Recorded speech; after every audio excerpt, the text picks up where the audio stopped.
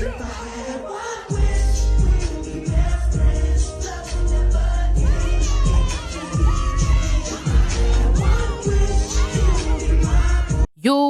welcome back to Talk That Talk with Meesh and Jay. It's just Meesh today. She's is just Meesh. What's up, y'all? All right, I'm back, and I'm black. Okay, it's been a while since I done came on the scene by myself, but I had to do it today because, you know, some things got in the way.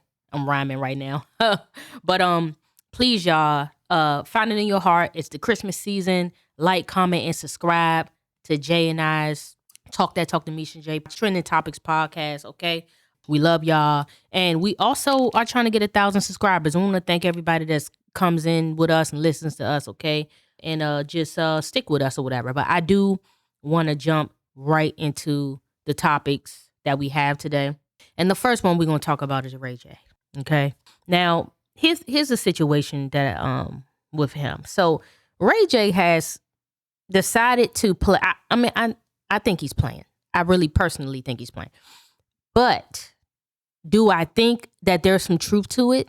Absolutely. His girlfriend had been recording while they were walking out with some friends and things, and recorded him saying a little something like this.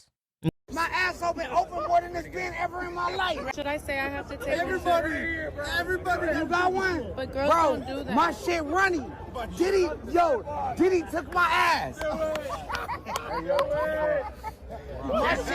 You can't hold it no more. My shit been running ever since. My asshole been open more than it's been ever in my life, man. When I try to fart, my shit come out. It's crazy. Bro, I've been, Okay. So now a lot of this begs me to think, why would he joke like this, knowing how serious these allegations are? Okay. Now we know Diddy's in jail for the Mann Act, two counts of the Mann Act and felony charges on prostitution. We know he's a freaky violator. We understand that. Okay. So we not serious. We already know 50 Cent came out with the documentary tearing him alive. I personally don't think he's going to be able to recover from any of the stuff that's been placed in it, even though we know it's allegations. Understandably, there's a lot of logical rhetoric in this documentary, to be honest. So what I got to say is, honestly, I believe, did he do it? Yes. Okay. So I've always been in speculation of Ray J, to be honest. I mean, he's a child star. You know, usually when people grow up in the industry, they always grow up being weirdos. Just saying, you know, not to be mean. It's just to think that, okay, you grow up, you start saying things like kind of like Orlando Brown. And maybe he's trying to steal Orlando Brown swag. Just saying. But I feel like Ray J has fallen off a lot. I think he's seen so much and done so much that he's, at this point, desensitized from whatever drugs he might be allegedly on, whatever things he might have allegedly done. We already know he had a relationship with Whitney Houston. Don't know what possessed that.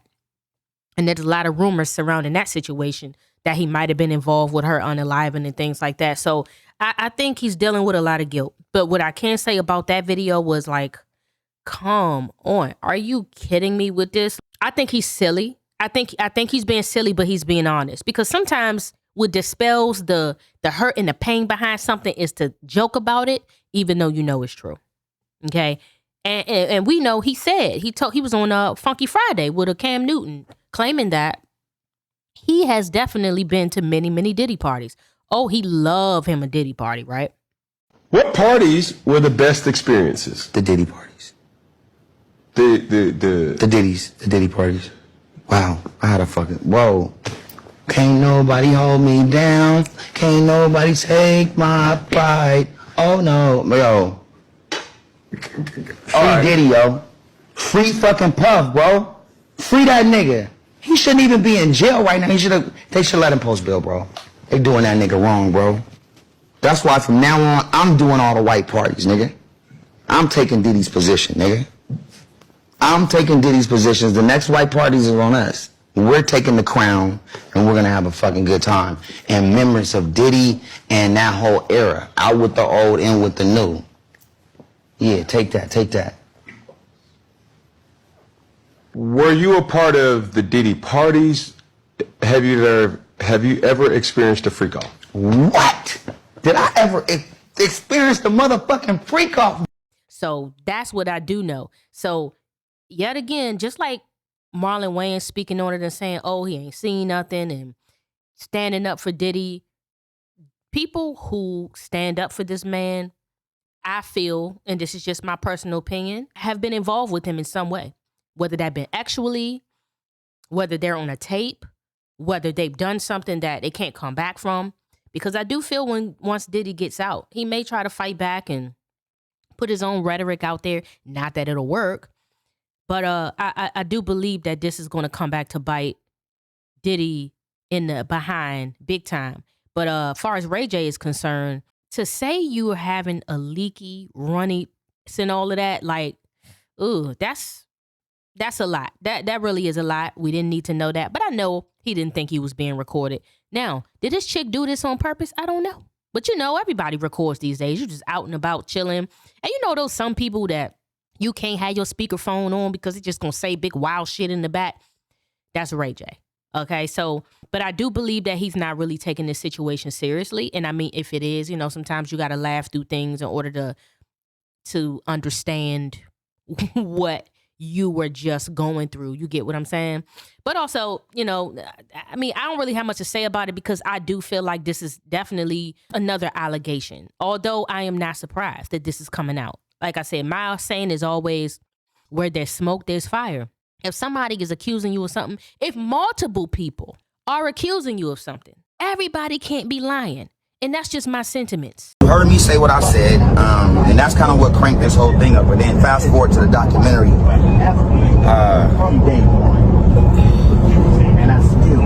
Niggas is saying that they was getting their ass taken, bro. Multiple times. Kept partying. Nigga owe you some money? I mean, you know. Yo, what the fuck is going on in this world, bro?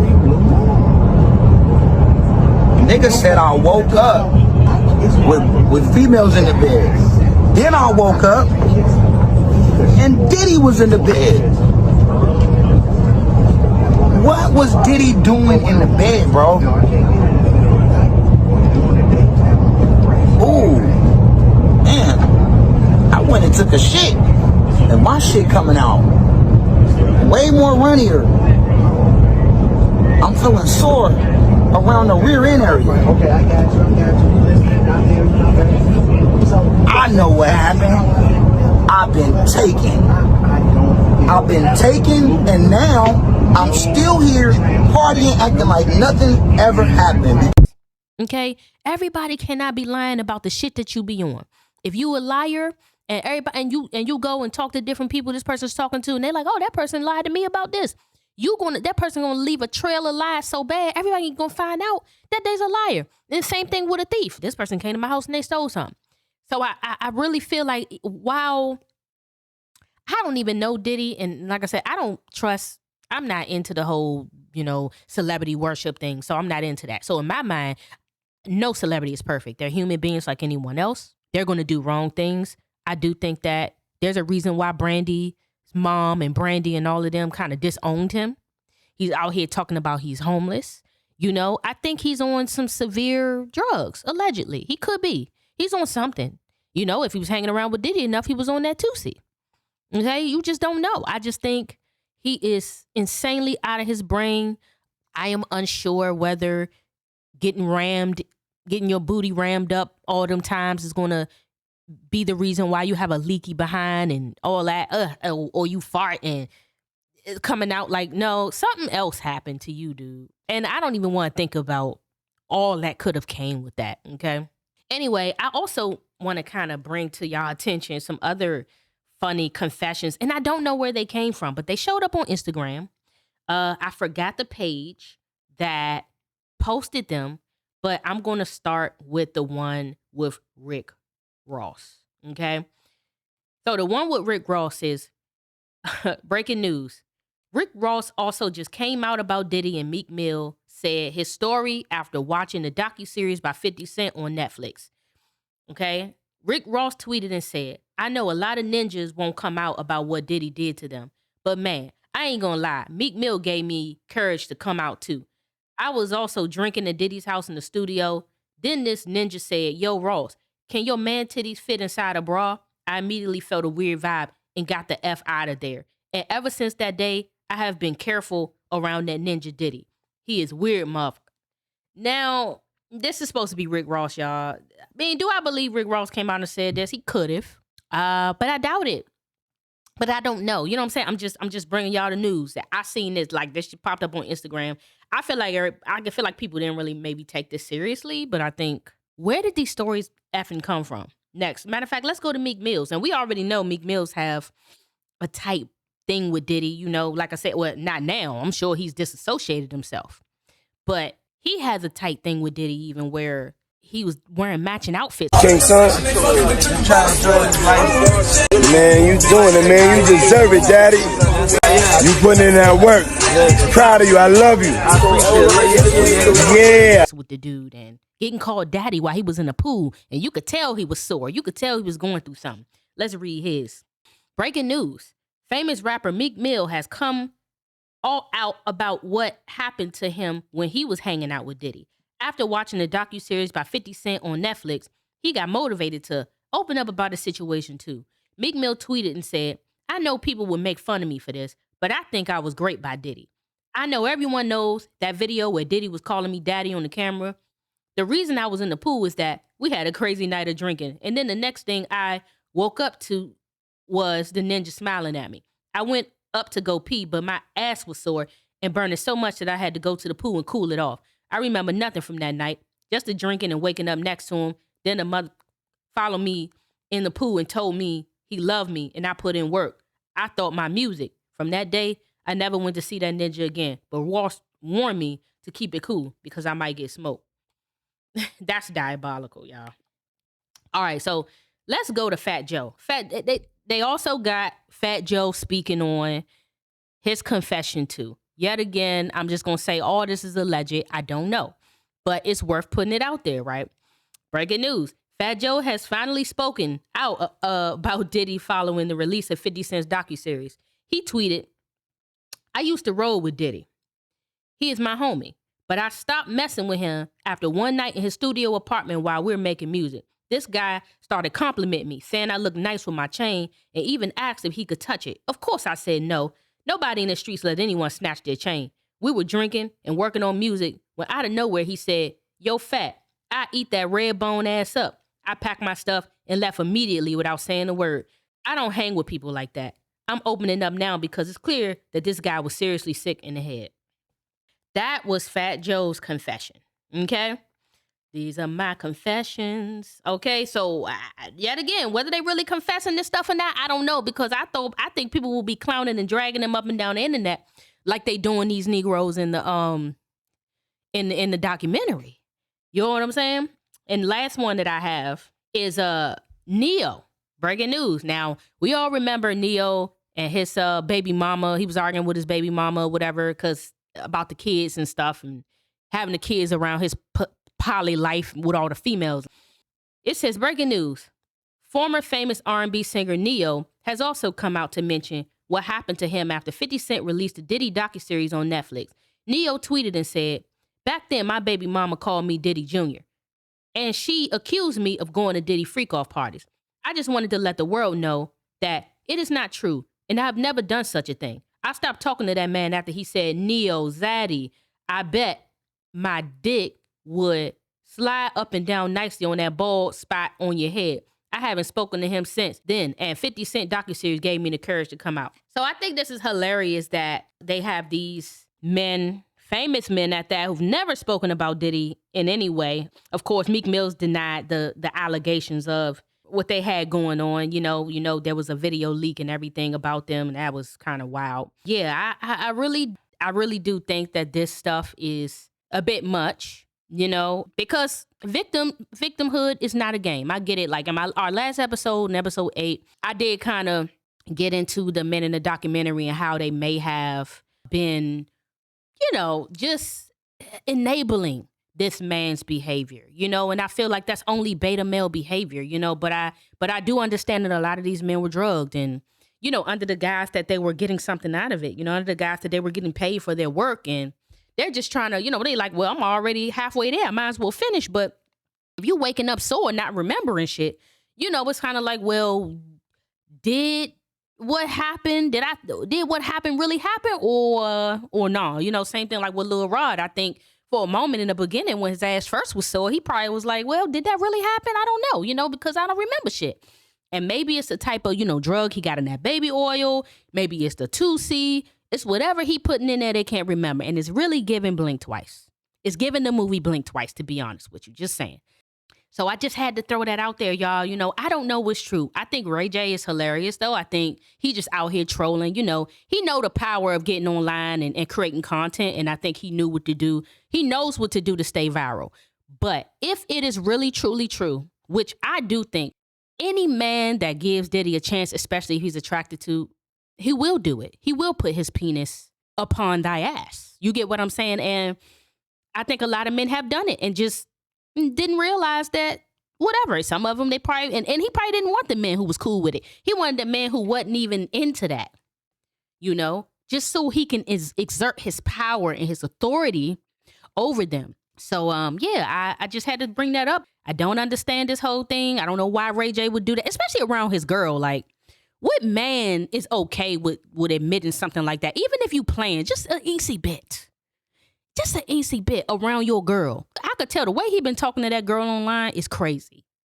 You know, like she's crying all the time. Every time he get on stream, he telling her how he, you know, how still in love with Princess. You know, he done put a gun on her while the kids was in the house around Thanksgiving. So, to be honest, Ray J's been wilding out. So I'm not surprised that he said something like this. I just think that it is a bit insensitive considering all the men who's went through this. So if he really didn't go through this, that's very insensitive. Now, if he did go through this, now that's a psychological thing, I feel. You know what I'm saying? So I'm not sure. But if all the rest of these is true, like Neo, Fat Joe, you know, Rick Ross, especially Rick Ross, because they have a really intimate photo online that's just floating around and staying there. He ain't took it down or nothing. And I'm like, if they really was up on each other like that, like kissing or getting close like that, if you a straight man, you just not going to do that. You're not going to do that. I don't care what. The constant calling men daddy, I'm just confused. You know, I'm really confused. I don't understand it. And I tell you what though, everything with this documentary has really been extremely entertaining. I mean, because it's stuff we've already really heard before and things that we expect. I mean, it's not news that's surprising. You know, it's not a gasp. It's like, oh, okay, well, we heard that, but damn, like all of them, like, damn, what kind of, I mean, he was literally a booty bandit, a whole booty bandit. So, my goodness, y'all, I don't know. I just don't know. I really, really do hope Ray J gets some help. And all these men get therapy in regards to that Diddy thing, okay? But moving on, this other topic that I have is Ebro in the morning, y'all, from Hot 97 has been fired. There's no more Hot 97 with Ebro in the morning. Funk Flex is temporarily taking over right now. I don't know how long that will be. I have one question. Is Drake responsible? Like, one question, because it's some wild stuff going on when it comes to Drake. He DM'd Ebro telling him to slow. Y'all put the D in front, y'all. Y'all know what I'm talking about. And I'm just like, wow, that is, I mean, unless they're friends, that is a diabolical thing to tell someone just in general. So it must be some real heavy dislike there. And this is why Ebro called Drake a sickness. It all makes sense now. If you don't know what I'm talking about, on the first show back, Ebro started talking about what led up to him being fired from Hot 97. They've all been spiraling ever since they got fired because Drake put an axe emoji under a post saying that they got fired. But Ebro, obviously in defense mode, showed some DMs that were very aggressive from Drake, which all ties in and makes sense as to why Ebro was going so hard during the battle. But there weren't a lot of people who liked Ebro. I myself am very critical of the man. I just don't like the way they went about firing them. But that beef is with Hot 97, not Ebro. Anyway, let me know what you guys think in the comments about this. But anyway, I did want to speak for Jay because we gonna go into it and talk about what exactly happened, and then I want to give Jay's words because Jay was supposed to be here for this topic. This is his podcast that he listens to pretty often. So I was surprised to see that Ebro in the morning are in this situation that they've been fired. But, Ebro looks like he is starting a YouTube. He's also working with Apple.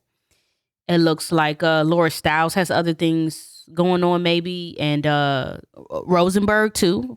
So we'll see. I'm going to read off what they're talking about happened with them. It says, fans of popular Hot 97 radio show Ebro in the Morning were sent into a frenzy after the long-running program abruptly came to an end. Since 2012, co-hosts Ebro Darden, Peter Rosenberg, Laura Stiles provided listeners with their hot takes on celebrity gossip, national news, hip-hop culture. While Darden has publicly aired his theories about the cancellation, the station has yet to officially confirm the reason for the sudden decision, leaving the internet to speculate on the shocking end of an era. So as we wait for more news to trickle in, here's what we know about the end of Ebro in the Morning so far. After an amazing 13-year run, Ebro in the Morning aired his final show on December 12th. Host Ebro Darden confirmed that news on post on X the same day writing is done. More to come. Ebro in the Morning. Co-host Laura Stiles posted her own farewell message on Instagram. We had the best time, the most beautiful listeners, and got to work with legends I love. I'm so proud of the work we did together. I lived so many of my dreams at Hot 97 and got to work with my best friends. And best friends don't let go. Trust me. And she added Old Man Bro and Rosenberg Radio. And I have plans and more coming next year. And she captioned with a heart, with 3 hearts. Although the station hasn't provided a reason for canceling the show, Ebro Darden believes the show was targeted as because of his progressive views, particularly how outspoken he has been against Israeli Prime Minister Benjamin Netanyahu in a recent video post. Darden alleged that the corporate powers that be made the decision based on their own economic interests. The guy that owns the shit owns one of the casino licenses. He got to raise $500 million. They need my shit talking anti-Netanyahu, anti-government, progressive shit out the way, bro, he claimed. They trying to get these bags that these VCs got and raise some capital. Darden ended his rant, accusing executives of not caring about what's best for their loyal listeners. They don't give a F about hip-hop or black music or the black community. They give a F about access. They give a F about going with their little nerdy friends to the concerts because that helps them raise money, he accused. The internet has been buzzing about what's next for the coveted time slot on one of the hottest radio stations in New York City, but one popular DJ is making it clear that he has no plans to take over for Ebro permanently. Funkmaster Flex took to social media to respond to a Hot 97 social media post reading, Flex in the Morning, he clarified, so we are clear. I'm only covering tomorrow only, one day, on his Instagram stories. He went on to give Ebro his props for his impressive career in radio. And then Funkmaster Flex also said, I phoned Ebro before I agreed to fill in today. 20 years plus, MD, PD, VP of programming and morning show host at Old Man Ebro. Your passion for music and work ethic is unmatched. He captioned that Monday Instagram post. I'm not a morning man, but doing the best I can today. In August, we told you that Flex announced on social media that Labor Day will be his last day on Hot 97. So all things to come to an end of an era that I enjoy very, very much. Okay, so I'm going to play what Ebro said really quickly. Trying to get to me for years, bro. Years. But, Ebro in the Morning on the YouTubes. Subscribe. And we'll get into it. You know what I'm saying? Shayla. But yeah, people that I've worked with for a long time, man, they know who I am. They know what I stand for. The communities that listen and have supported us. They know, y'all know how I rock. Y'all know what type of shit I pop. So, yeah. But I told you, Andrew Cuomo play on me. Remember that shit?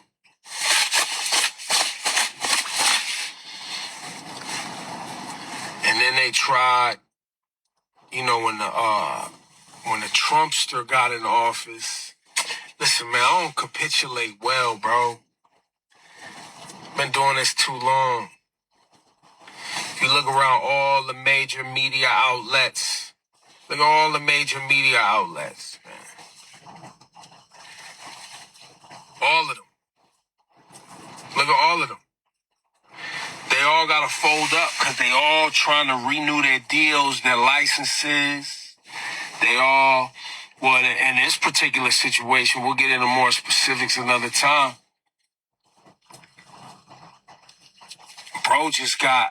Bro's a casino owner. You know those 3 licenses that they got here in New York City for the casino? I told you, listen, if you listen to Ebro in the morning, I told y'all they was hunting. I told you they was hunting. And we gonna keep talking shit.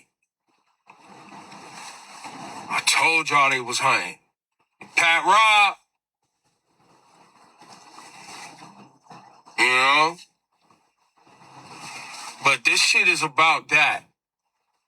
So, buckle up, because we're going to get active. Enjoy your holidays. You know what I'm saying? All right, y'all. So y'all see what he had to say about that. So y'all see he's saying his political views he feels had to do with it. I've been seeing a lot of people online, and so of course I'm gonna play some clips here. As somebody who's been fired from several jobs, I could say that Ebro needed to get fired. He's somebody who felt that his opinion was bigger than reality. Everything he said has never held weight. He talked about Lil Yachty, he talked about Lil Uzi Vert, and he was always saying how they were gonna go nowhere. And he's been wrong. He's the one who lost his job. You can't keep shitting on this new generation and expecting good things to happen. You have to evolve with the culture, even if you don't agree with the culture. And I'm one to talk because I still don't understand that whole 6-7 shit kids are saying. It makes no sense. I tried so hard to understand it. I even asked ChatGPT what does it mean. It told me to log off, Unc. This is a joke with no punchline. At least when I was a kid, we had the whole suck it thing where you do that and you would even get in trouble at school and get sent to the principal's office for it, for trying to be like Triple H. But there's a punchline in just saying suck it. But this 6-7 thing, at least I try to understand it, but I gave it enough time and I'ma just leave it alone, because you ask a kid what does it mean, they don't even know. At least I could say I gave it a chance, but Ebro doesn't want to give anything a chance. If he doesn't like it, he's just gonna ignore it, not really talk to people with respect. He's trying to stop the evolution of everything, and there's no growth in that. Even Joe Budden came around, and he's known for going off on people, not giving people a chance, but now he hears people out. He got super humble, but Ebro is on this power trip where he feels that he's above everybody, and if your opinion differs from him, there's no argument, you're just wrong. There's a point that Ebro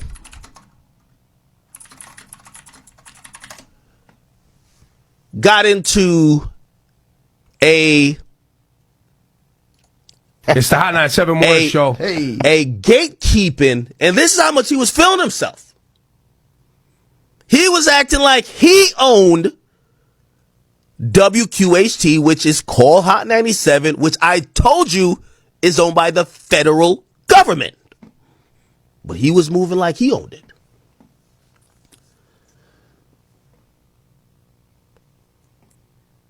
This dude was acting like he was the gatekeeper. All right, well, I get to decide what's hip-hop and what's not hip-hop.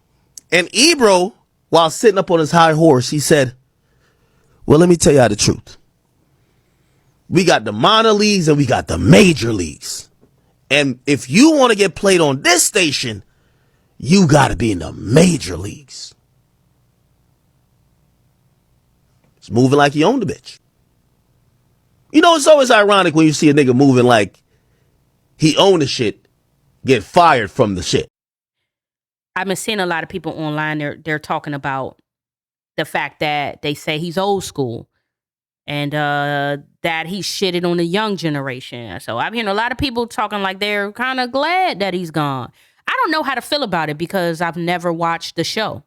I mean, I'm more of a Breakfast Club person. And of course, there has been rumors speculating in regards to maybe Charlamagne's contract ending with the Breakfast Club too.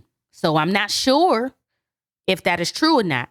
But what I can say is there's been a lot of speculation in regards to that. So I'm just going to go ahead and put Jay's perspective in before I continue on getting started. I told bro I will do this for him. He says he's been listening to Ebro in the morning about 5 or 6 years during his commute home from work. And he rarely ever missed an episode. So he said that Ebro had been hinting about the changes that's going on around the station, and he does share many of his political views on air, and especially regarding Trump, Eric Adams, and Mayor Zoran Mondami during the election.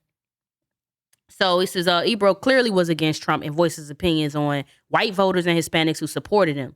Rosenberg shared a similar sentiment. So he said last Friday he didn't realize that was going to be his last time listening to Ebro on Hot 97. So he found out on Saturday morning and was devastated because it was the only show that he listened to during his commute home. And he believed that the company running Hot 97 didn't appreciate Ebro's political views. So that's in alignment, like as they seem to align more with Trump and his right-wing perspectives. Ebro had plenty of rants about the situation, mentioning how the front office wouldn't like his comments, but he always said what he had to say regardless of what management thought. So now they're rebranding on YouTube, which makes him happy, which they are. So they are on YouTube, y'all. So he could continue to listen to them. Here's my thing. I feel like Drake does have something to do. I mean, he could be powerful. I'm not saying, because it could be that he's just been on air for 20 years from what I'm understanding. They've been doing this for a long time. People are saying he doesn't podcast. So this is me talking now, y'all. This ain't Jay. I'm done. I just made sure to put in what, Jay's perspective. But the thing about this is that they're saying media is changing. Podcasting and YouTube is the new wave right now. Streaming is the new wave right now. And they're saying Ebro, and that they just wasn't getting with it. Sure, they have pulled them in meetings and told them like, hey, this is the new wave. This is what y'all need to be doing, especially to appeal to the youth, right? Because naturally, the youth are the future. The youth are the ones that's going to give you your numbers. Adults are busy. You know what I'm saying? Adults will listen and they will support, but they have better things to do. The youth are going to be the ones that you need to attract. And I feel like that's what the Breakfast Club does. The Breakfast Club makes a good effort in keeping the youth interested in the show and what they have going on. And staying fresh and staying relevant is what you have to do these days, especially because syndicated radio is kind of getting a bit off and a bit old and a bit outdated. Put it that way. So that's what they're calling Ebro, outdated. So let's go ahead and get these messages up here that Drake sent, or at least the information on Drake asking this. Drake DMs Ebro. Die slower, pussy. We got some shit for you. Ebro replies, relax. You're salty about losing to Kendrick. You're not mad at me. Love, bro. No, it's a good response. Honestly, I think it's great. That's a really good response. He's not mad at me. Why would you be mad at me? Mad at me for what? No, stop. He's definitely mad at you, and he's been mad at you. Why? He's 100% mad at you. Yes. Why would he send that? Mad at me for what? Honestly, what did I do? And you surpassed me. It's the most loose DM he's ever sent you. That's crazy. No, that's. And by the way, if I were you, I would do what Drake would do. Sue. Feels like a threat. Oh shit. Feels like a threat. Yo, die. It feels like a threat. He said die, and then we got some shit for you. I'm going to court like you, Drizzy. Now, acts after, like he's celebrating that Ebro got kicked off. I feel like another part of that was that, he knows that station was more Kendrick than Drake. So I do believe that maybe that could play a part. But I'm like, if that's the case, that's hella petty for him to sit there and ask them or be happy and celebrating based off of that. So I'm not sure what happened or what went on with that, y'all. But I really do hope and pray that they figure out a way to come back. But I know Hot 97 is over. I don't know what Hot 97 is going to do with them, and let's see if they get, the views on YouTube. Because honestly, YouTube is not no crystal stair, like it's not the easiest platform either, even though, you have a little bit more freedom of speech and a little more move around here. But I think that being on this platform, I was watching Academics and he was talking about how they did post their show like the Breakfast Club did. And Breakfast Club gets mad views. I watch them all the time. they get hella views, while Ebro in the morning on YouTube wasn't doing so good. And I think maybe they were feeling like they were useless or not making them enough money. That was academics' perspective. So I was just looking around for many different perspectives on why they think they got fired. I mean, it could just be a money thing. It could just be we need a change. And maybe these people are no longer the faces. Honestly, I'm not familiar with Rosenberg or Laura, and maybe I should be shamed for that because, like I said, I never watched Ebro. I've always heard his name first. But did I ever look into him? No. I mean, I'm a youth as well, even though I'm not that young. But I still identify a lot with the youth. And I think that the Breakfast Club just isn't in more of alignment with what I like to listen to. You know, that's just the direction. I think the Breakfast Club is more for the culture. Now, and yet again, I could be wrong. Please tell me in the comments. But, you know, I'm hearing Ebro wasn't necessarily all the way for the culture. And then, like I said, the youth, he was shitting on the youth a lot from what people were saying. So I'm just going to sit this right here and just announce it. Yeah, I mean, tell me, do y'all think Drake had something to do with it? Or do y'all think he was just old and washed up, the whole crew? What do y'all think? I don't really have much to add to the situation, but I feel bad for Jay because I know that was his show. He really loved it, and I feel like it's inspired him in many ways. So I think it inspired many people, and I think for the people that loved it, they loved it for the reasons that they loved it. But, you know, when it comes to this corporate stuff, you just can't be too careful.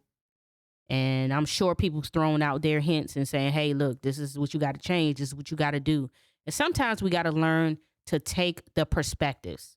If people were giving it to you, because people were saying, hey, pride always comes before a fall. Like, so who knows what Ebro said or did that may have caused, I mean, I'm not saying it's all his fault, but you know what I mean? Like, if you're unwilling to change, if somebody's giving you suggestions and you're not taking them, if you are continuing to do the same thing over and over again, thinking you're going to get different results, that is the reason why falls happen, because something has to change at some point, you know? I don't know.